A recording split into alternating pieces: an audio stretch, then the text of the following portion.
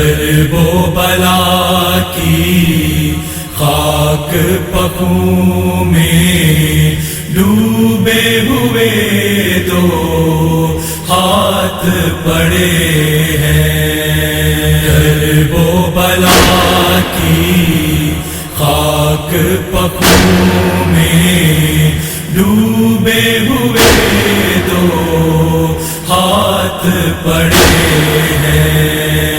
یہ تو سکینہ کے کے زخمی بدن سے کٹ کے گرے ہیں۔ کرب و بسم اللہ الرحمن الرحیم۔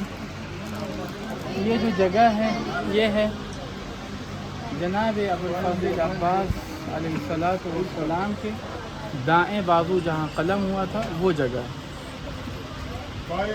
اب ان جگہوں کے اوپر جہاں آپ زیارت کرنے جا رہے ہیں، یہ جگہیں وہ ہیں کہ جہاں تصور شرط ہے۔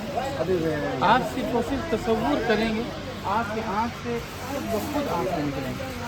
آپ تصور کیجیے کہ ایسا شجاع انسان کہ جس کے اندر اتنی شجاعت ہے کہ کسی نے جب کہا کہ اے عباس کیا تمہیں پتہ ہے کہ تمہارے بابا نے تمہاری خلقت کا مقصد ان کا کیا تھا، تو جناب ابوالفضل عباس نے انگڑائی لی، اس انگڑائی کے نتیجے میں زرہ تک ٹوٹ گئی۔ جناب عباس نے کہا کہ تم مجھے جوش دلاتے ہو، تم مجھے میری خلقت یاد دلاتے ہو، مجھے پتہ ہے کہ مجھے کس لیے خلق کیا گیا۔ ایسا شجاع انسان تصور کیجئے کہ ایک خیمے میں داخل ہوا، کیا دیکھتا ہے چھوٹے چھوٹے بچے ہیں، پانی نہیں ہے، مشق میں کچھ تری باقی ہے۔